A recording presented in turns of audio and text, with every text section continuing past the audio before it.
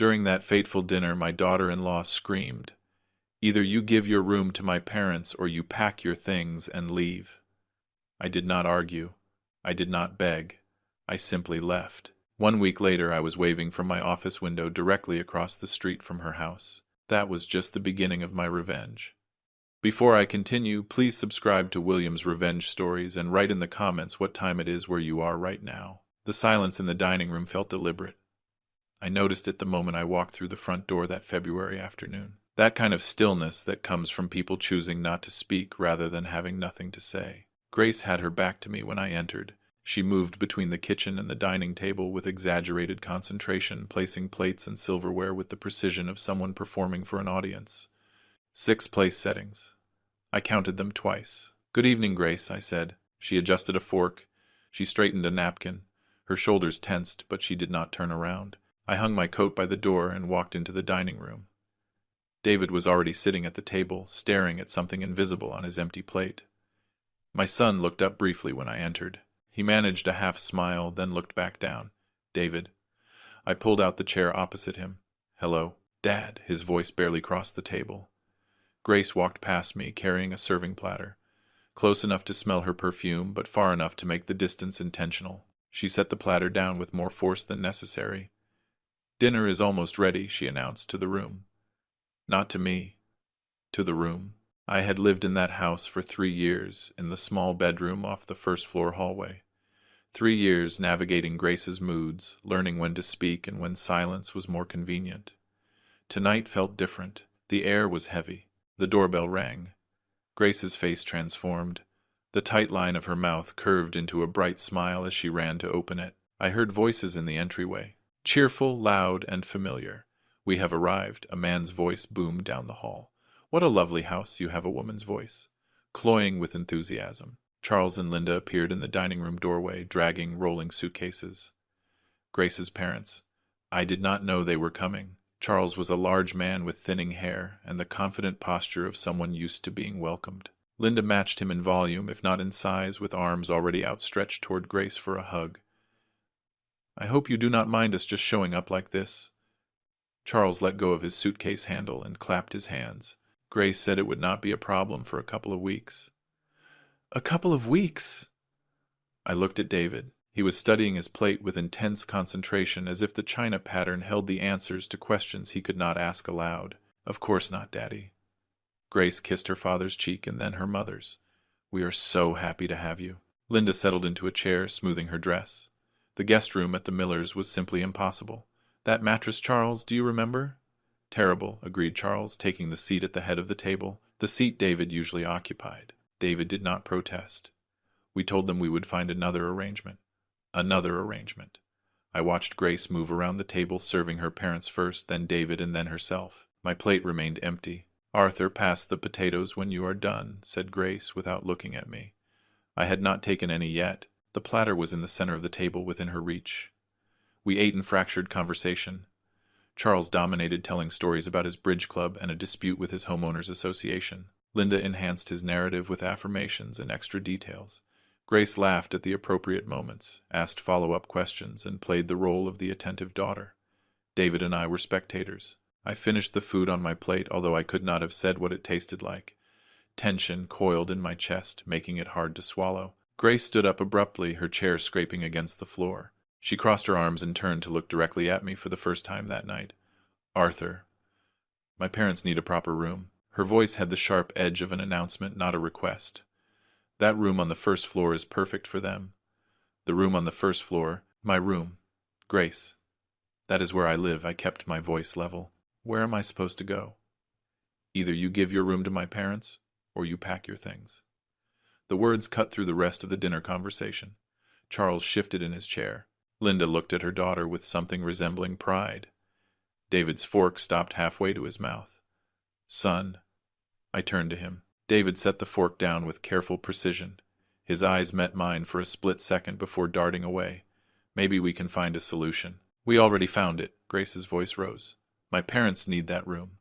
It has its own bathroom. It is on the first floor." "My mother's knees, Arthur. She cannot be climbing stairs all day." "There is a guest room upstairs," I said, "with a bathroom down the hall."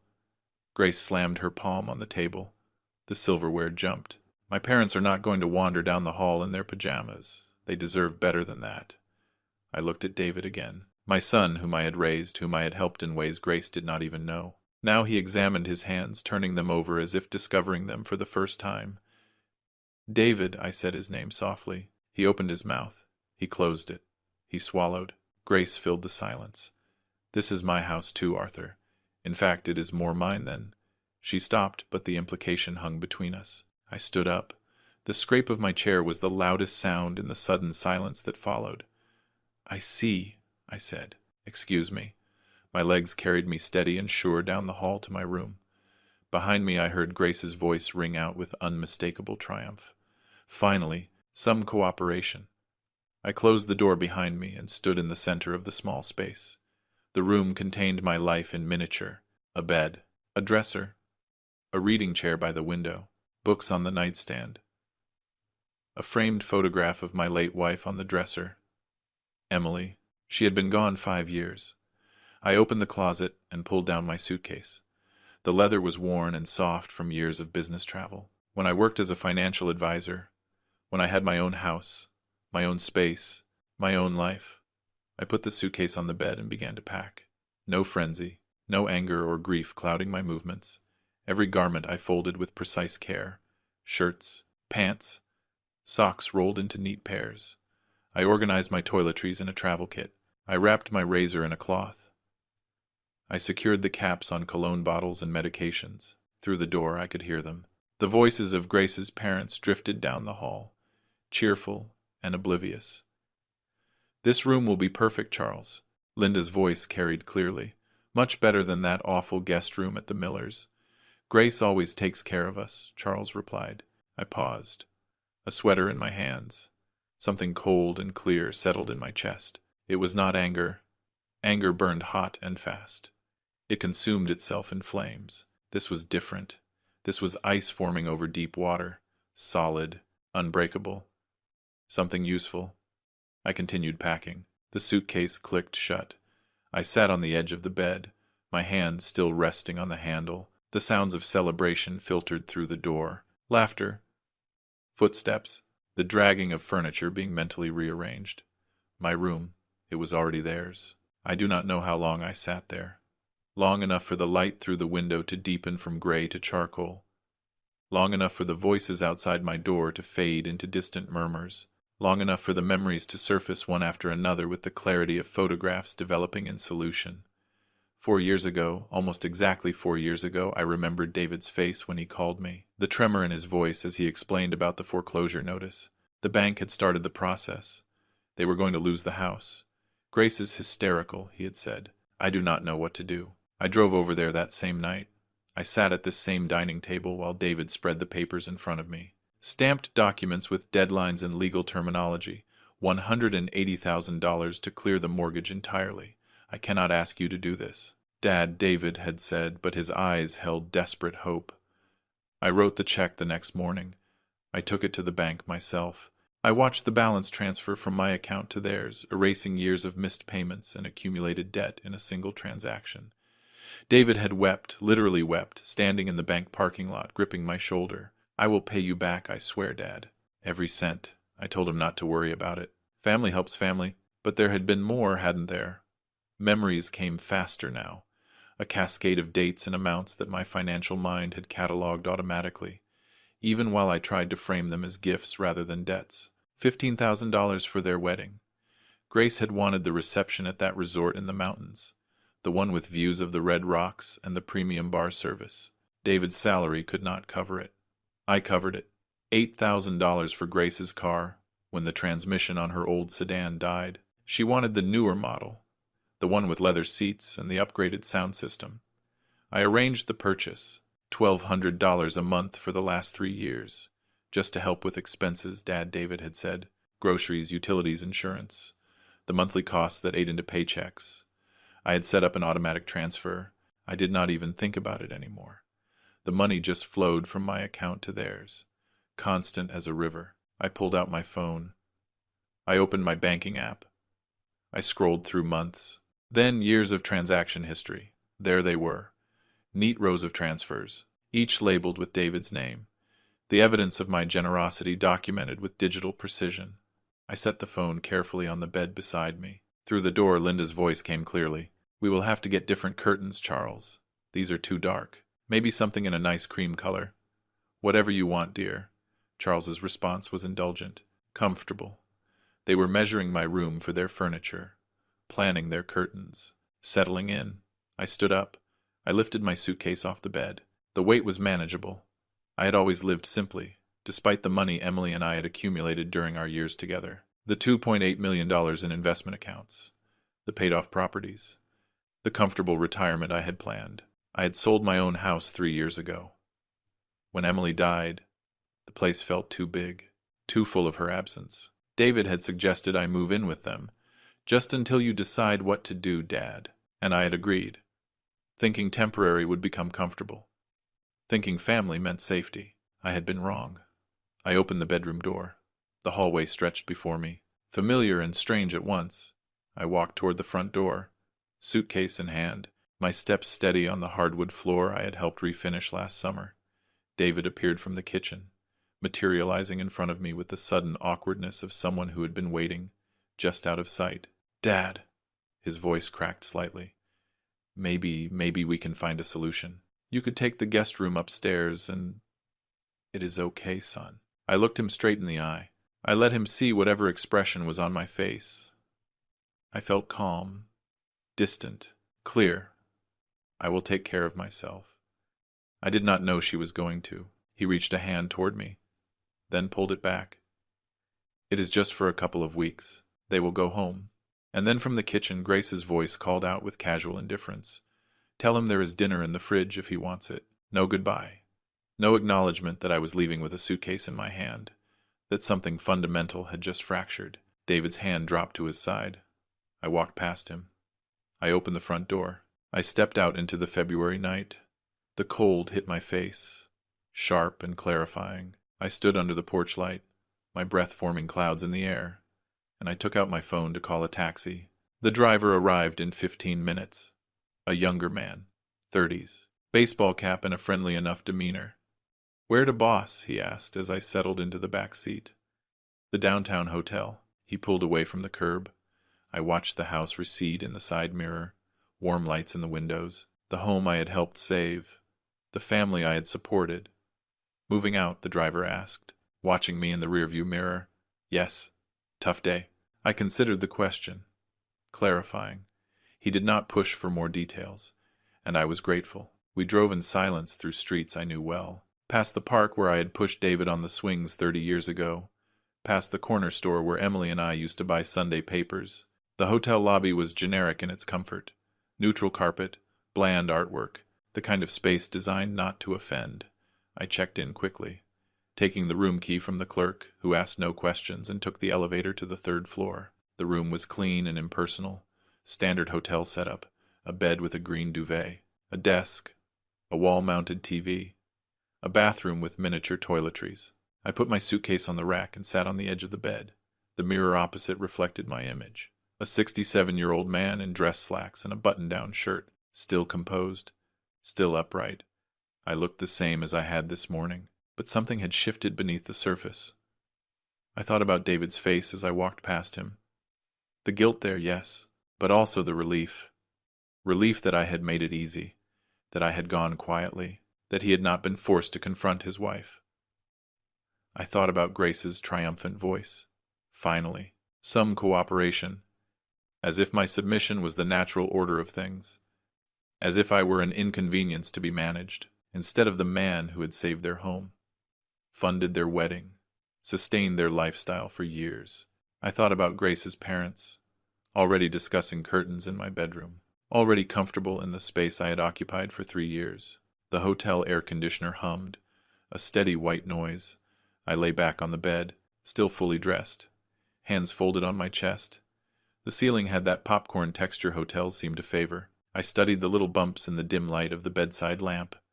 I gave them everything.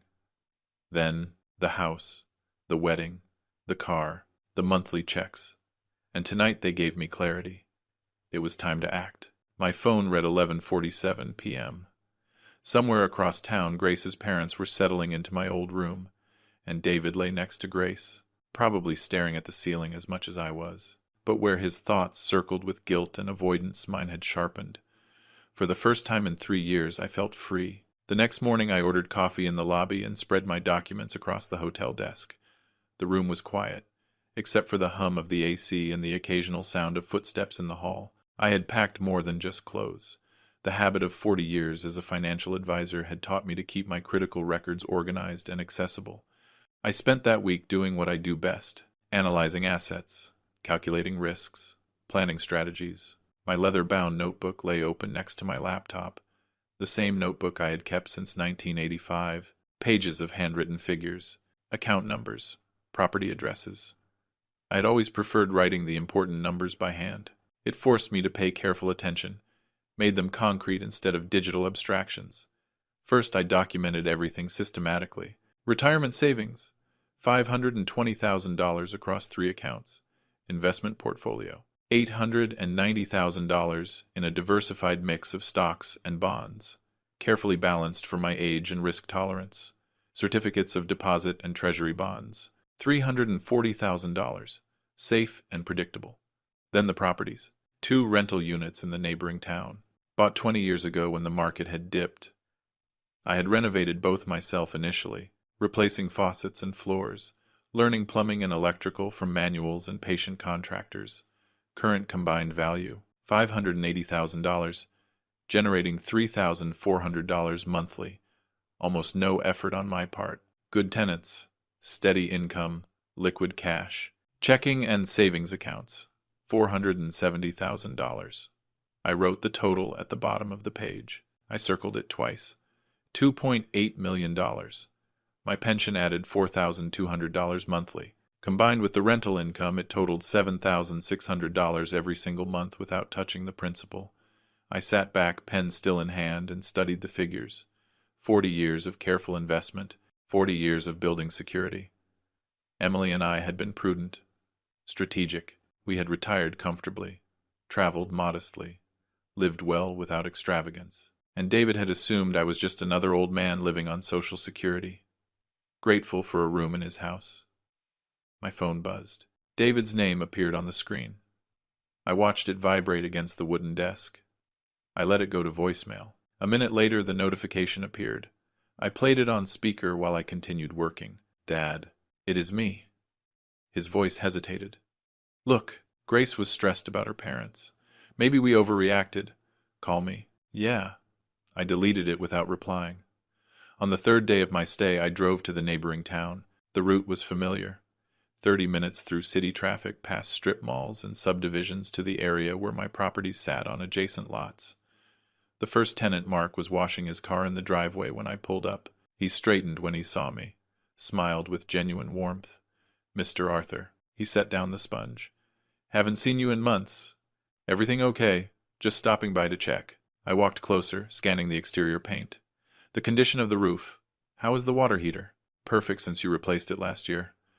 Mark wiped his hands on his jeans. "You didn't need to drive all the way out here. I would have called if anything was wrong." "I know. Wanted to see the place anyway."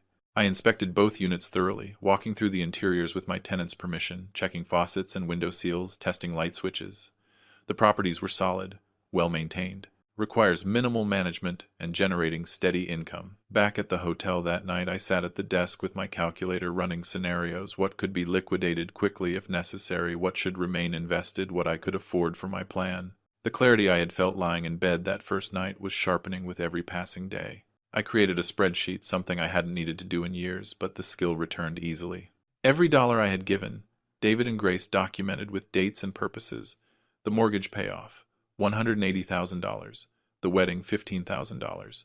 The car, $8,000. 36 monthly payments of $1,200 over 3 years, $43,200 total transferred. $246,200. $250,000 given freely to family.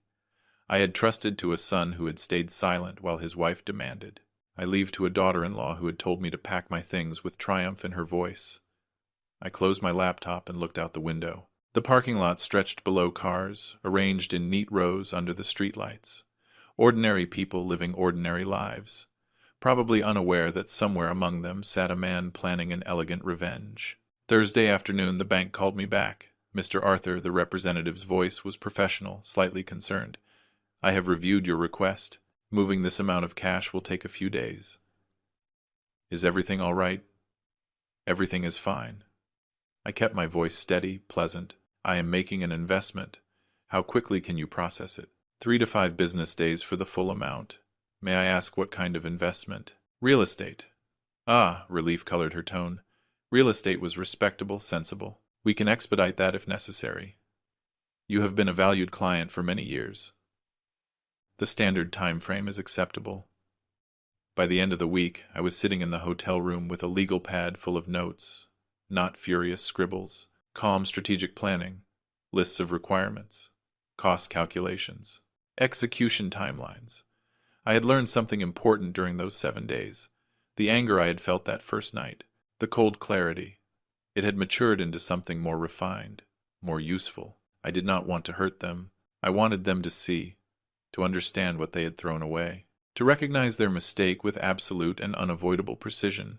The first step crystallized. Show them I was not a helpless old man they could discard. Show them I had resources they had never imagined. Show them consequences.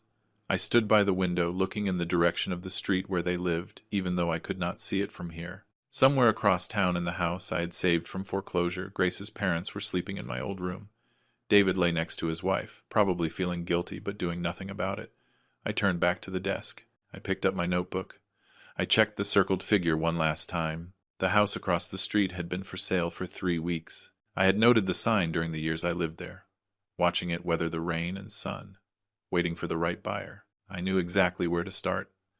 I checked out of the hotel the next morning and drove the familiar route toward the subdivision. The neighborhood looked the same as always. Mature trees lining the streets, houses set back from the road with front yards landscaped with desert plants and decorative rocks. I knew every curve, every intersection. The street appeared ahead. I slowed down. I let a pickup truck pass and then continued at a casual pace. David's house was on the left side of the street, Grace's white sedan visible in the driveway. Lights on in the kitchen. Someone was home. I did not stop. I did not slow down further, just maintained a steady speed like any other passing driver. But I saw it. Directly across from their house, the wooden sign with burgundy lettering. For sale. Sun Valley Real Estate. I had noticed that sign before, in passing, during the years I lived there.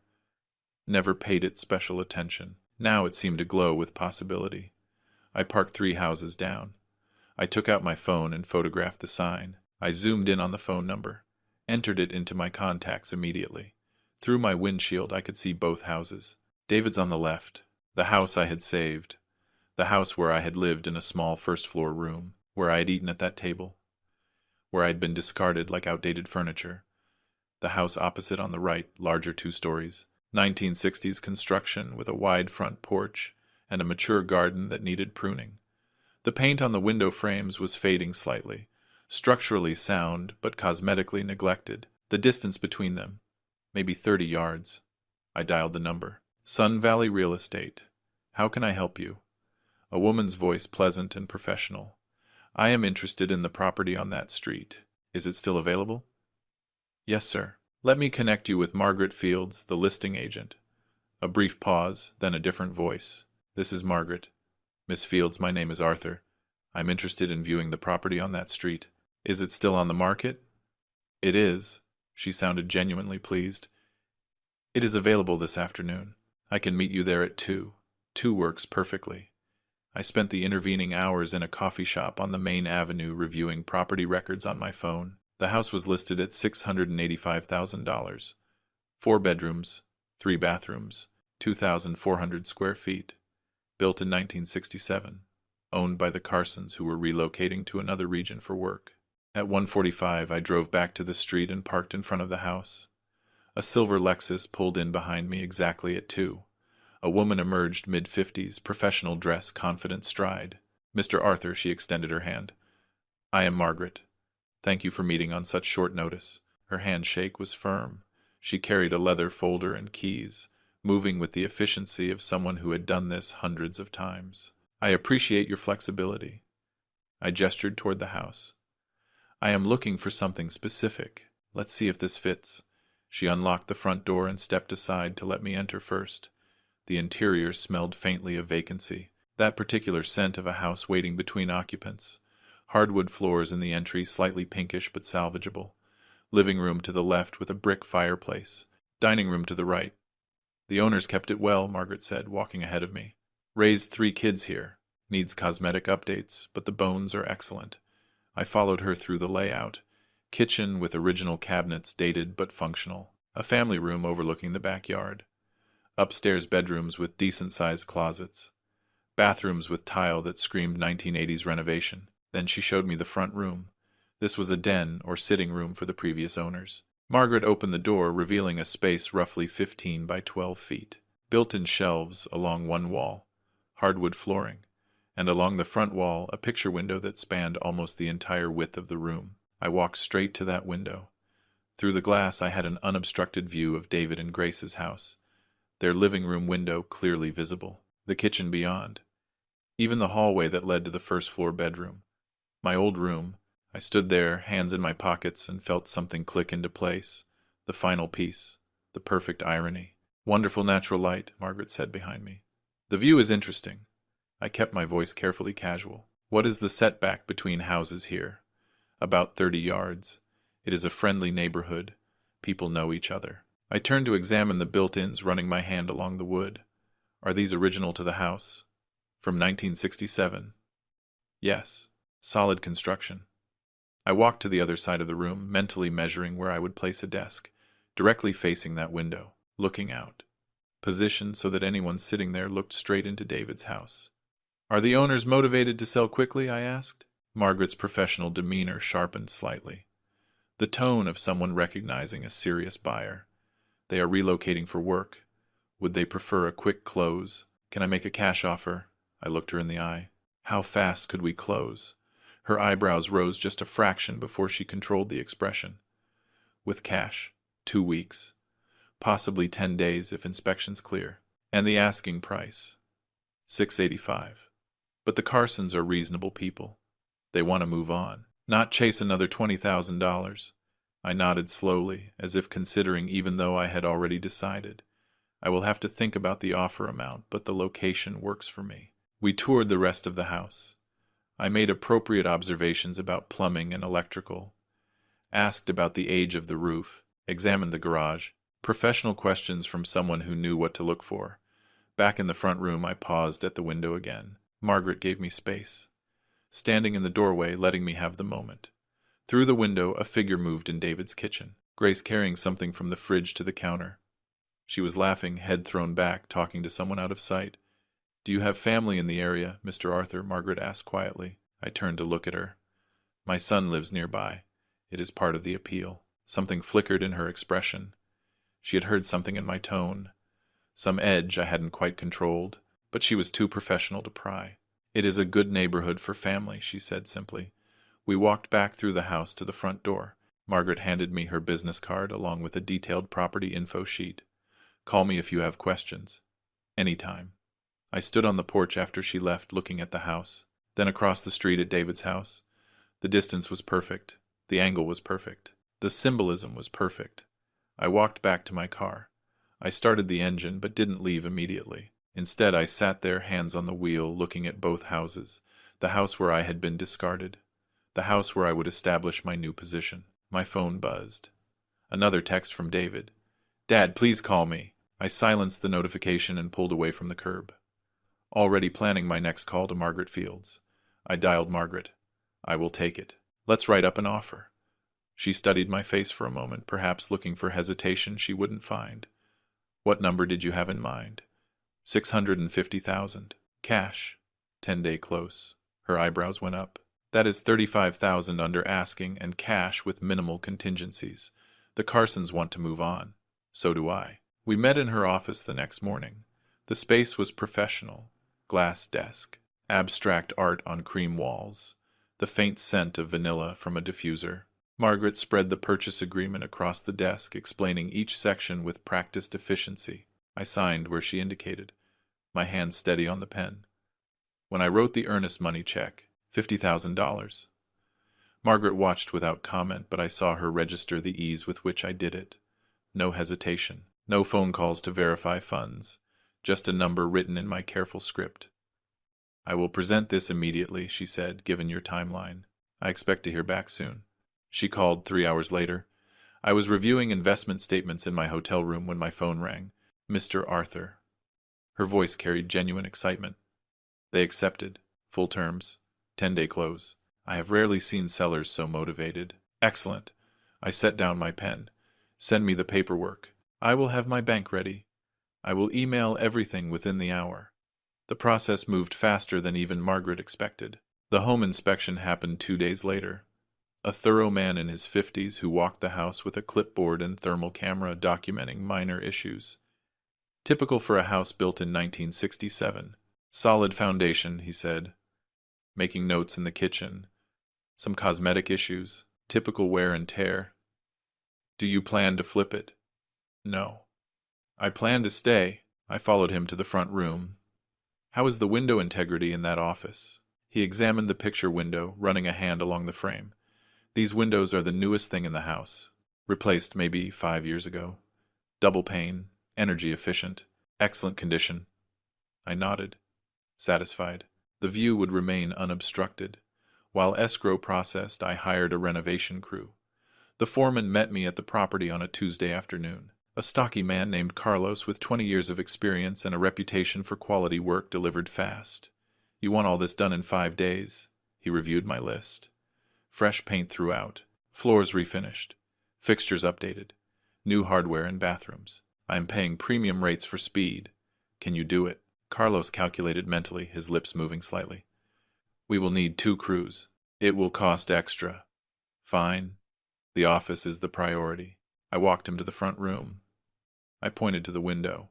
Charcoal gray walls here. Professional, not residential. I want the built-ins restored. And I need furniture. Oak desk. Leather chair. Proper lighting. You want it to look like an executive suite. Exactly that. He quoted $28,000 for the full job. I accepted without negotiating. Over the next week I visited the house daily, watching the crews transform the dated interiors into clean, modern spaces. Neutral tones in the bedrooms and living areas. Hardwood floors stripped and stained back to a rich honey color. The office received special attention. The charcoal walls created depth, making the picture window the focal point of the room. The restored shelves gleamed with fresh polyurethane. The oak desk arrived on day 4. Solid construction. Traditional design, large enough to work comfortably. Carlos's team positioned it where I directed. 3 feet back from the window, I said. Angled slightly left. Perfect. March 25th arrived with clear skies and mild temperatures. Margaret met me at her office for the final signing. More documents. More signatures. The exchange of keys across the desk. Congratulations, Mr. Arthur. She handed me the keys. 2 brass copies on a simple ring. Welcome to the neighborhood. Again. I accepted them with a slight smile. Thank you, Margaret. You have been very professional. She hesitated, then asked, if you don't mind me asking why this house specifically? The location. I looked her straight in the eye, and the view, understanding, flashed across her face, though she didn't press further. We shook hands and I drove straight to the street. The house felt different with possession. Mine now. Every room, every window, every sightline carefully planned. I walked through it slowly, running my hand along walls, testing light switches, confirming the work was completed to my specifications. In the office, I stood by the window. Across the street, David's house looked exactly the same as always. Grace's car in the driveway. Curtains open in the living room. My old room visible on the ground floor. Her parents' room now. 30 yards. Close enough to see clearly. Close enough to be seen. The move took 1 hour. I had lived modestly for 3 years. Everything I owned fit in my car. A suitcase of clothes. A box of books. My laptop and files. The furniture delivery brought the rest. The leather chair for the office. A bed frame and mattress. Kitchen essentials. I placed everything myself, particular about the positioning. The desk was exactly where I wanted it, angled for optimal viewing. The chair, buttery leather, ergonomically designed, faced the window. My laptop on the left side of the desk, files and legal pads on the right. I sat down, testing the setup. Perfect. Through the window, I had unobstructed visibility of David's living room, kitchen, and hallway. I pulled out my phone and typed a text to David. Moved into a new house. If you need me, I am nearby. Sent. The message showed as delivered immediately.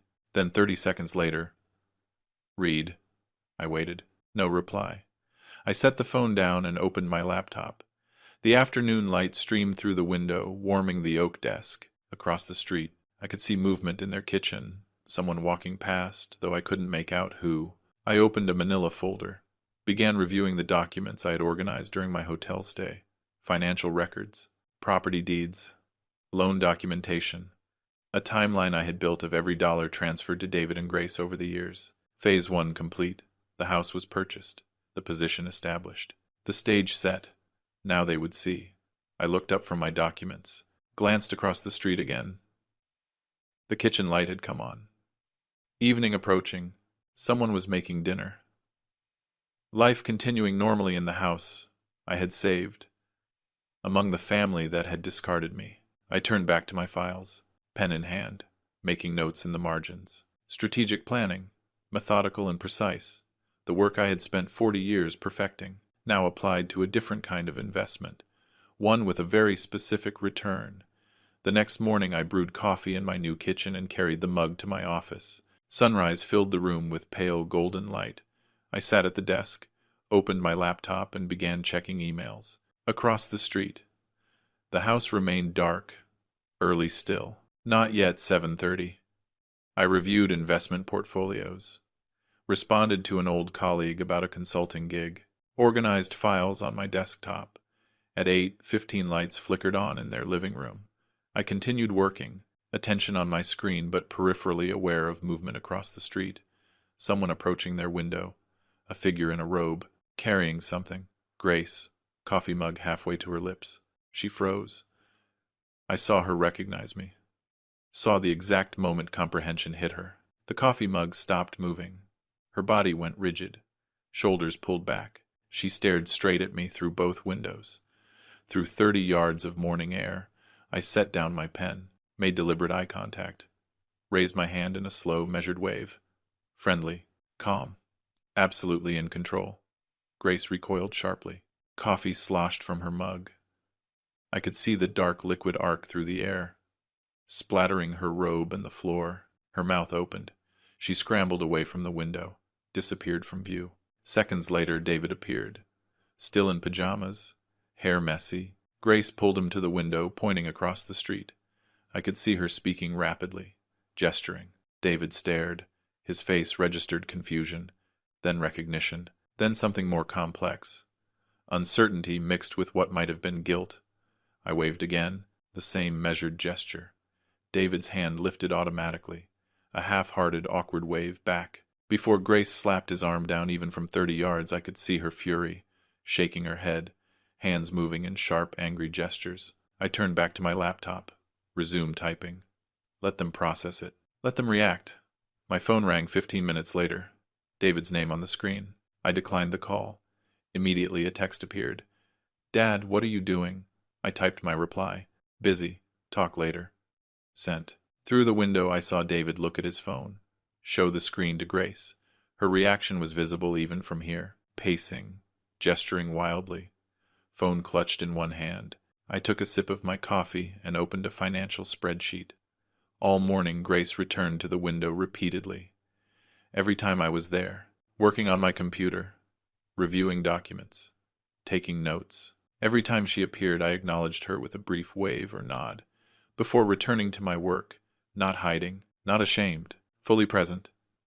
Around 10 o'clock, Charles and Linda joined them at the window, Charles's bulky frame, Linda beside him, all four of them staring across the street at me, a family conference visible through glass. I finished an email, sent it, and waved to the entire group. Charles was the first to turn away, then Linda, but Grace remained, gripping the curtain, watching. Lunch came and went. I ate a sandwich at my desk, worked through the afternoon, occasionally looking up to catch Grace at her window, sometimes alone, sometimes with David hovering behind her. The psychological impact was exactly what I had calculated. My presence, constant, calm, unexplained. It created pressure. They couldn't ignore me. They couldn't confront me without accepting what my presence meant. I was no longer the dispossessed father, living in their small first-floor room, grateful for space in their house. I was a man with resources, with property, with position, and I was watching. Evening approached. I turned on my office lamp as shadows lengthened. Across the street their windows glowed warm. I could see them moving through rooms. Grace in the kitchen, David passing through the hall. Grace's parents settled in the living room. My phone remained silent. No calls, no texts. After that morning exchange, I pulled out a document I had prepared, a detailed accounting of every financial transaction between David and me. Dates, amounts, purposes, $246,200, itemized with the precision of an audit. Through the window I saw Grace return to her post. She stood there backlit by the interior lights, staring across at me. I looked up from my document, met her eyes across the distance. She didn't move, didn't wave, just watched. I turned back to my spreadsheet, highlighting specific entries, calculating interest that could have been earned, opportunity costs of capital, deployed without return. When I looked up again, David had joined her at the window, standing together, silhouettes against their warm interior, having a conversation I couldn't hear but could imagine. My phone buzzed, a text from David. Should we talk? I read it, considered it, then replied, when you are ready to talk for real, you know where to find me. I watched him read the message through the window, saw him show it to Grace, saw her reaction, shoulders tensing, shaking her head emphatically. The night deepened, their lights stayed on. Mine too.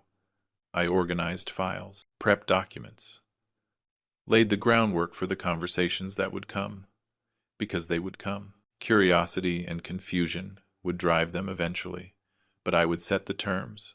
I would control the timing. Around 9, I stood and stretched, walked to the window, placed my hand on the frame, looked directly across at their house. Grace was there again watching. Our gazes met through darkness and distance. I wondered what she was thinking, what theories she was constructing about my motives, my plans, my purpose in positioning myself so deliberately in front of her home. Let them wonder, let them worry. I turned back to my desk, opened another folder. Tomorrow the next phase would begin. Tonight I would let my presence settle into their consciousness, an unavoidable reality, a question mark they couldn't erase. The house was quiet around me. My house, my position, my strategy unfolding exactly as planned. Through the window I could see her silhouette in their window. She was watching me, and I was watching her. I pulled out my legal pad, began writing notes for tomorrow. The real work was just beginning. 2 weeks passed. I settled into my new routine.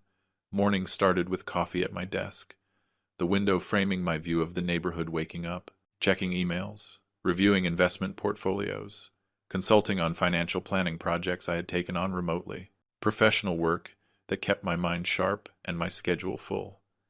In the afternoons I tended my lawn, pruned the hedges, swept the driveway, waved to neighbors walking dogs. Mr. Pacheco, 3 doors down, introduced himself, welcomed me to the street.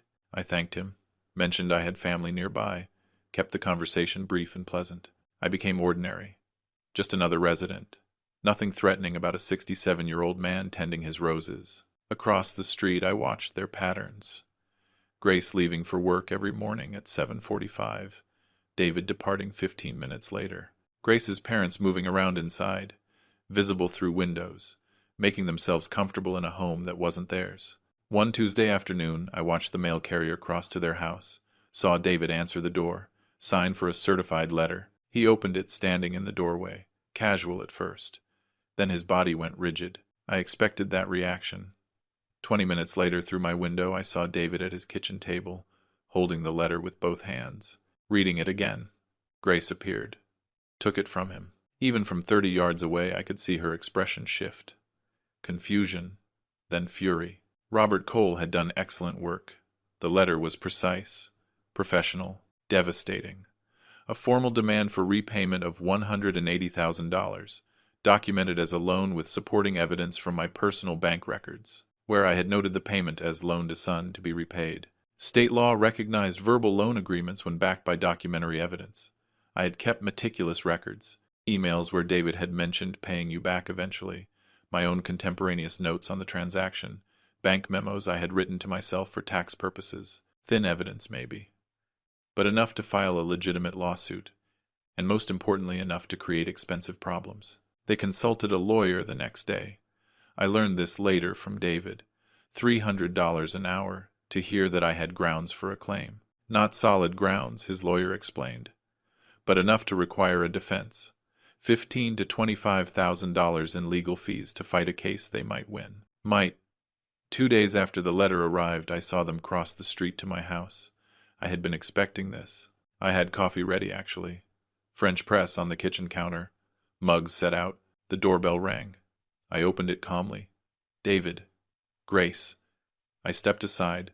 Come in. They entered uncertainly. Grace's eyes scanning my living room like cataloging evidence. The furniture was minimal but quality. Leather sofa. Reading chair. Oak coffee table. Clean lines. Organized. Professional. Please sit, I gestured to the sofa. Coffee. We are not here for coffee. Grace remained standing. We are here to talk about that ridiculous letter. I poured 3 mugs anyway, carried them to the coffee table, sat in the armchair facing them. I'm happy to talk, though anything substantial should go through my lawyer. Dad, please. David leaned forward, hands clasped. Can we settle this? We can figure this out as a family. Of course we can settle this. I added cream to my coffee, stirred slowly.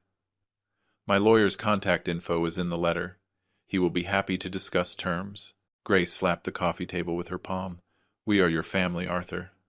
I looked her steady in the eye. You are. Silence stretched. David picked up his coffee mug, set it down without drinking. Grace's face flushed, jaw tight. Do you actually think you will get that money? Her voice was sharp, but I heard something underneath. Uncertainty. The law will decide. I took a sip of my coffee. I am not worried about the outcome. I documented everything carefully. But legal processes take time, expensive time. The implications settled between us like a third presence. Even if they won, the costs would devastate them. Their savings, modest at best, would evaporate in attorney fees. And I could sustain a legal battle indefinitely. This is insane. Grace stood up abruptly. You are suing your own son for money you gave us years ago. Money I loaned. I remained seated calm, with the understanding it would be repaid. My records are clear. Your records, she spat the words. You planned this, sitting in our house all those years planning. I didn't respond. Let her anger fill the space. David stood too, touched her arm. Grace, let's go. No. She pulled away from him. Your father has lost his mind. This is harassment. It is a legitimate legal claim. I stood now, moved toward the door. If you feel it is harassment, your lawyer can address that in court. Along with everything else, David turned to me at the door, his face pale. Dad, why are you doing this? I looked at my son, saw the confusion there, the hurt, the question that didn't understand its own answer yet. You asked me to leave my home, I said quietly. I did. Now I am looking after my own interests. Talk to my lawyer, David. I opened the door. They left. Grace storming out ahead. David following, shoulders slumped. I closed the door softly but firmly. Returned to my office. Sat at my desk. Watched them cross the street back to their house. Through the window I could see Grace gesturing sharply. David's shoulders hunched further. I opened a file folder on my desk, labeled in my neat script. Phase 2. The legal pressure would build, slowly accumulating, like compound interest. But there were other levers to pull, other adjustments to make. I had given them everything freely for years. It was time to see how they managed without it. My phone buzzed. A text from David. Please don't do this. I read it twice, placed the phone face down on the desk. Through the window their house glowed with interior light against the approaching night. I could see shadows moving inside. The daily routine of a family under pressure they didn't fully understand yet. The lawsuit was theater, important theater, but theater nonetheless. The real work was subtler. more comprehensive. I opened my banking app on my laptop, navigated to scheduled transfers, found the monthly payment to David, $1,200 set to process automatically on the first of every month for the last 36 months. My finger hovered over the delete button. $43,200 I had given them this way. Just to help with expenses, David had said when we set it up. Groceries, utilities, insurance. The little costs that added up. They had stopped thinking of it as help, started treating it as expected, part of the landscape of their finances. Invisible as air. I clicked delete. Confirmed cancellation. The screen refreshed. No scheduled transfers. I closed the laptop and looked across the street again. Lights were on in every room now. Grace's parents visible in the living room, settled comfortably on the sofa. David and Grace in the kitchen, still talking, arguing. By their body language, a family under siege, starting to feel the walls closing in. I picked up my coffee mug, still warm. The night stretched ahead, quiet and methodical. Tomorrow they would start noticing the other changes, the missing support they had taken for granted, the financial voids that had been filled invisibly for years. Let them count the costs. Let them do the math. Justice required patience and precision. May 1st came. I watched my banking app confirm what I already knew.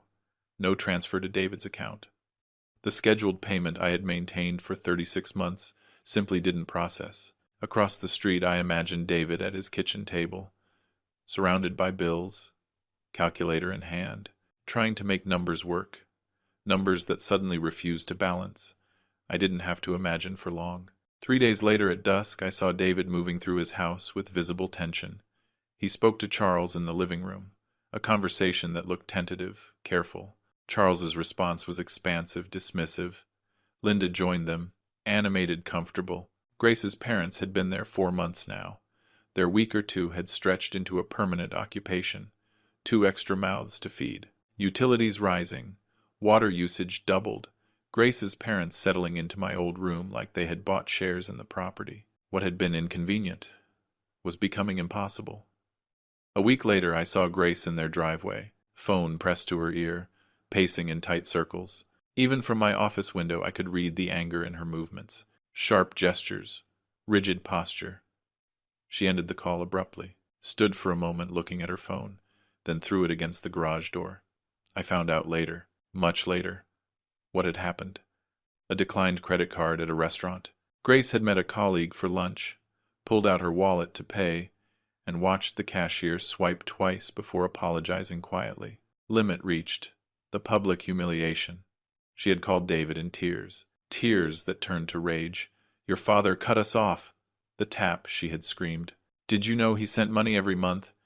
Now it has stopped." The bills that had always been manageable suddenly weren't. $1,200 monthly.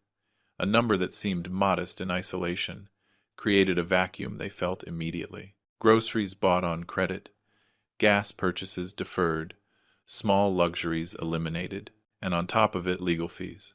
The consultation had cost $900. A retainer would require $15,000. Money they didn't have.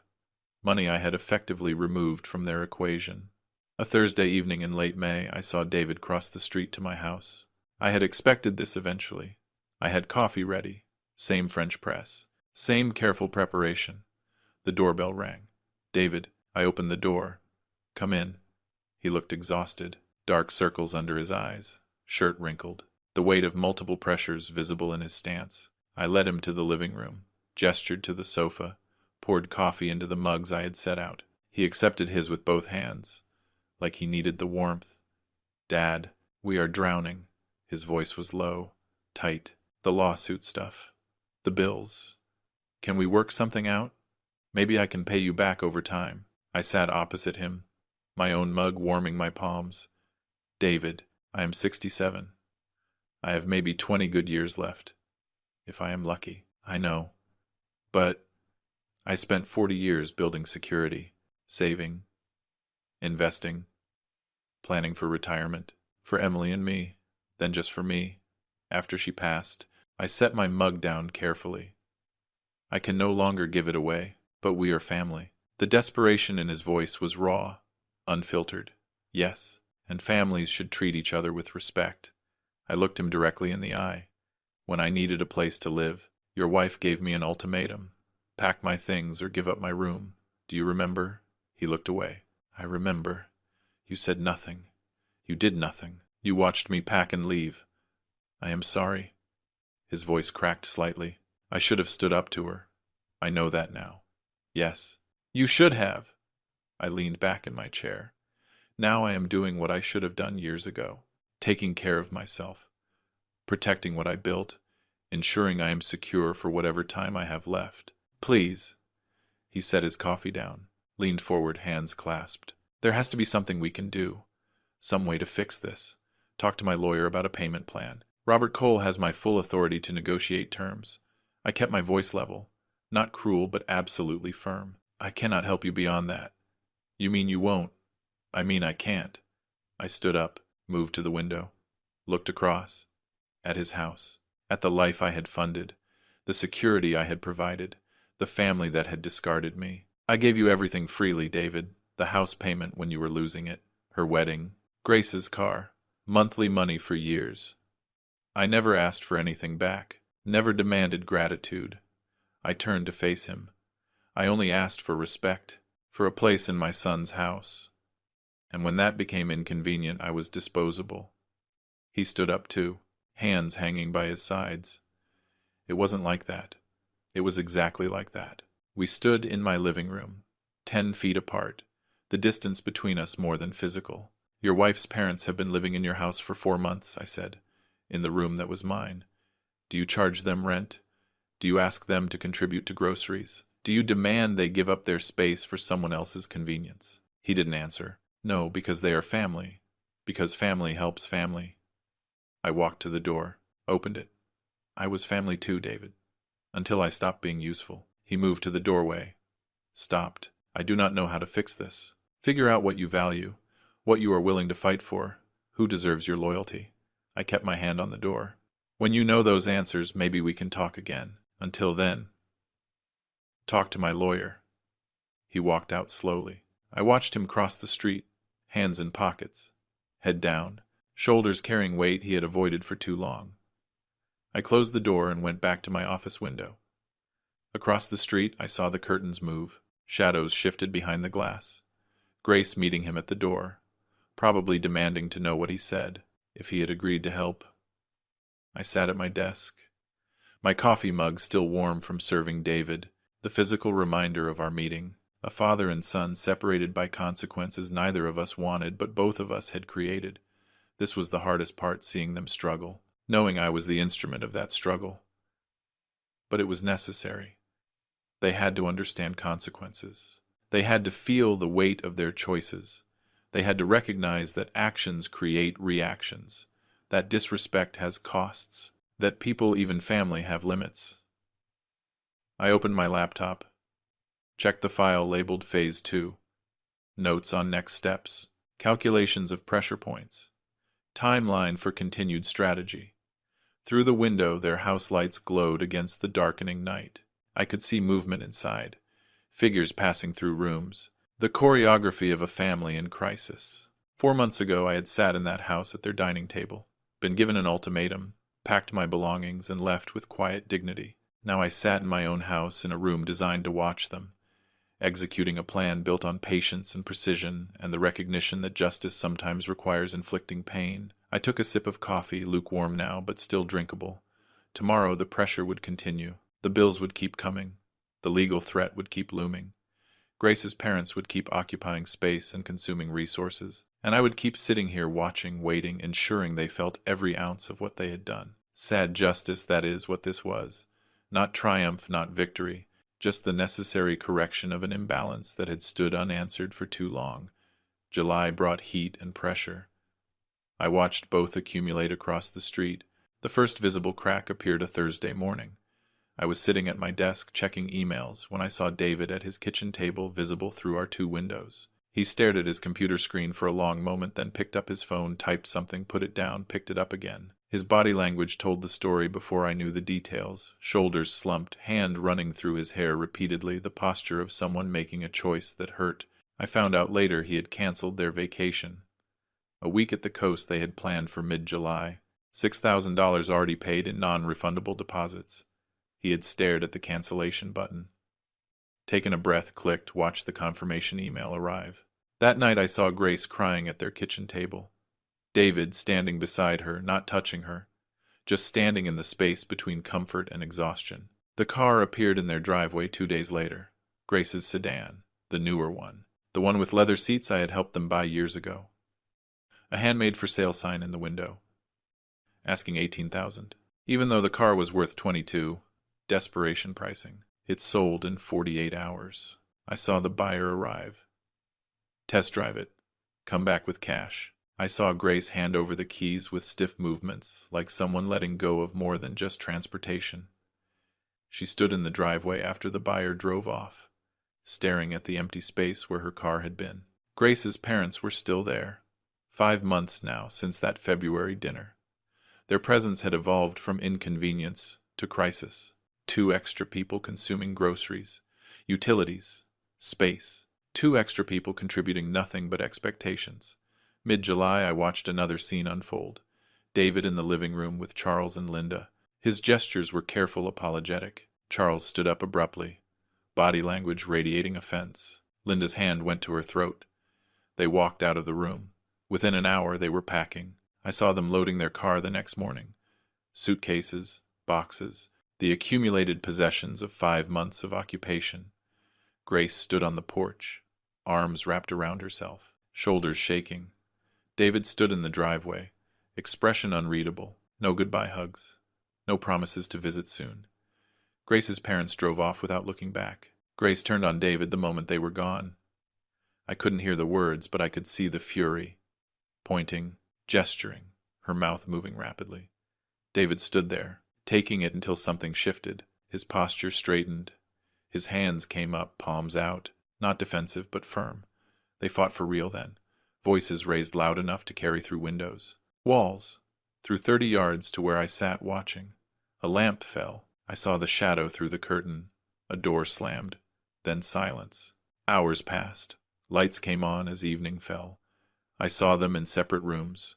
David in the kitchen, Grace upstairs, the physical distance between them visible even from my window. The next afternoon I saw David leave his house and cross the street to mine.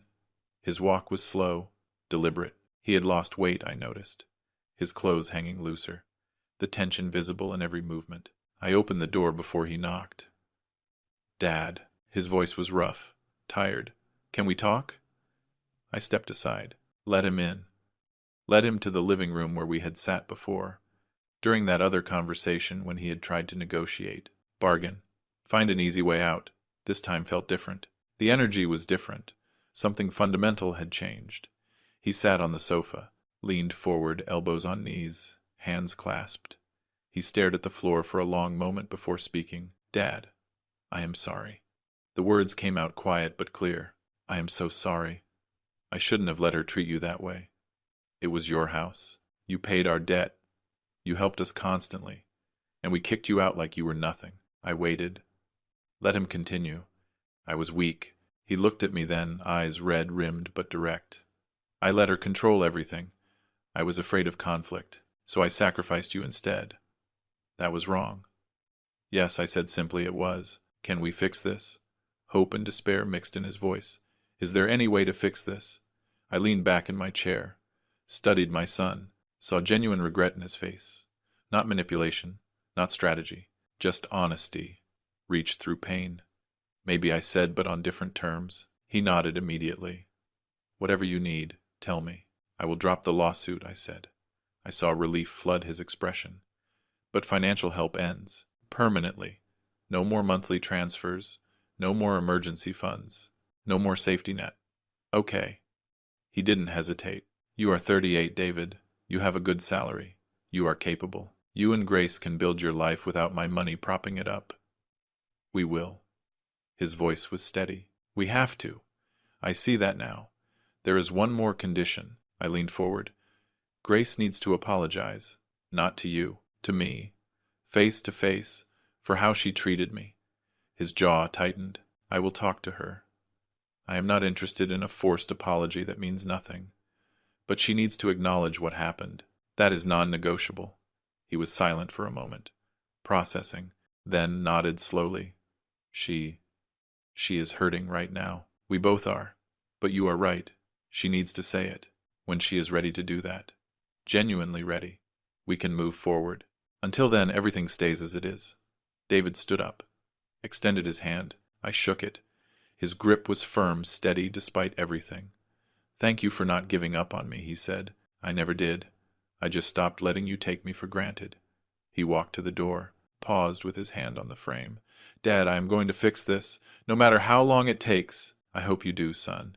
I closed the door after he left, returned to my office window, watched him cross back to his house, shoulders straighter than when he had arrived. He went inside, and through the window I saw Grace appear. They stood facing each other in the kitchen. She shook her head, turned away. He followed her, said something that made her stop. They were still talking when darkness fell and they closed the curtains. I sat at my desk, hand resting on my coffee mug. The conversation had been necessary. The terms were clear.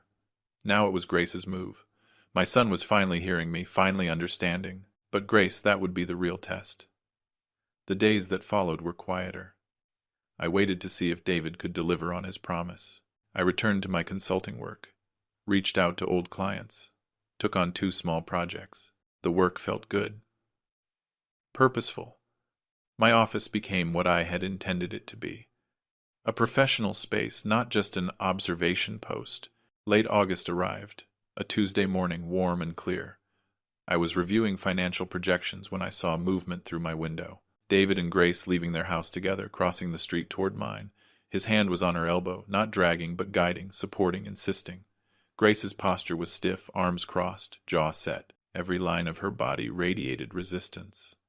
They reached my door. I watched through the window as David spoke to her quietly. She shook her head. He said something else. She closed her eyes, took a breath. The doorbell rang. I opened the door. They stood on my porch, David steady, Grace barely holding it together. Dad, David said. Grace has something to say. Grace remained silent, her arms still crossed, defensive. A long moment passed. I could see the internal battle playing out on her face. Pride fighting necessity, anger fighting exhaustion. Then, between clenched teeth, I am sorry for how I treated you. It was wrong. The words were mechanical, forced, but they were present. I accept your apology, I said simply.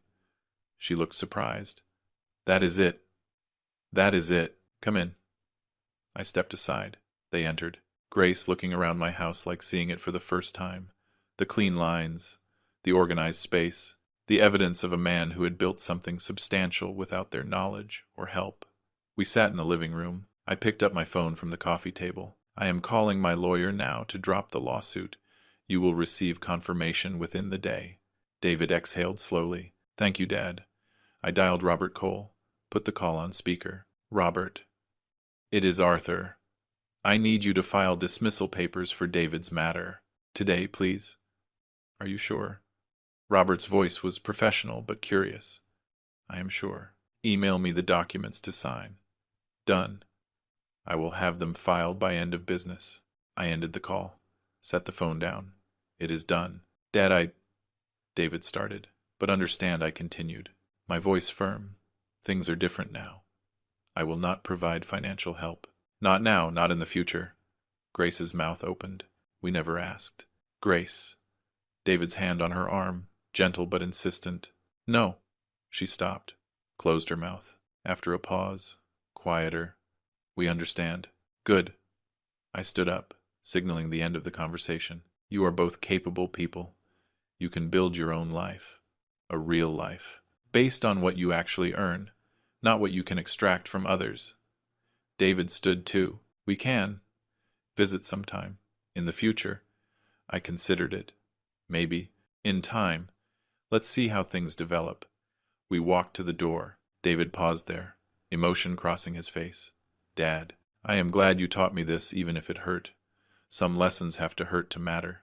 They left. I watched them cross back to their house, walking closer together than when they had arrived.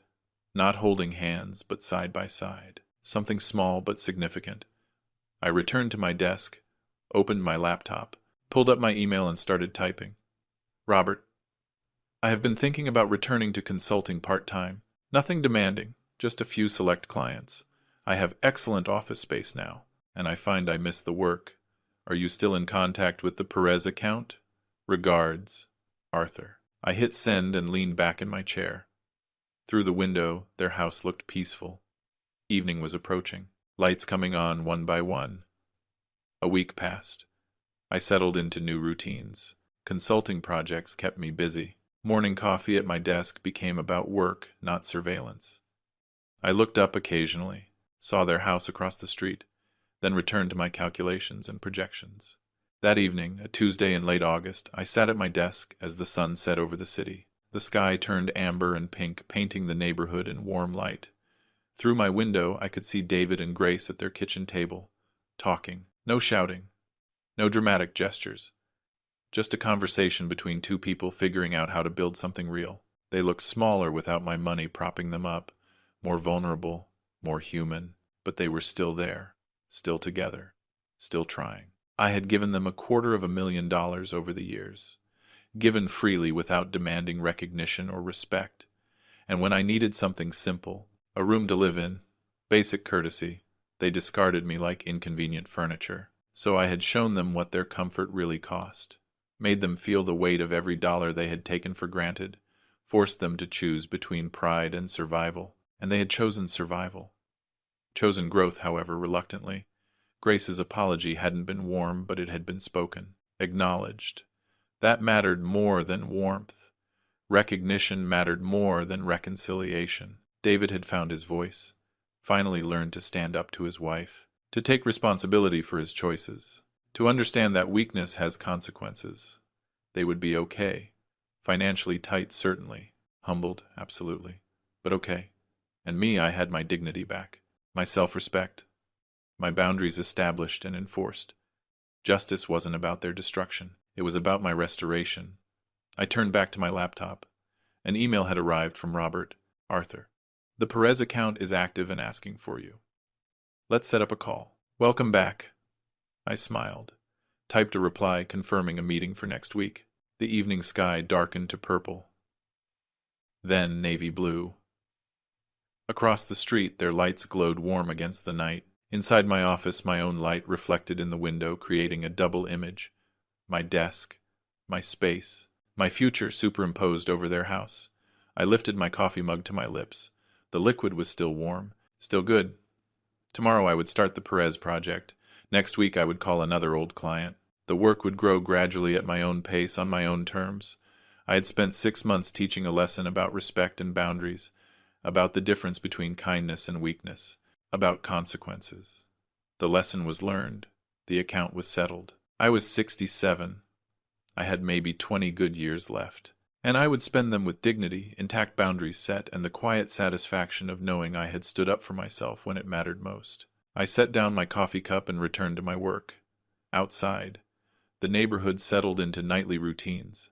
Inside, I was exactly where I needed to be. Home, independent, restored. If you enjoyed this story, please like this video. Subscribe to the channel and share your thoughts on this story in the comments. To hear the next story, click the box on the left. Thanks for watching.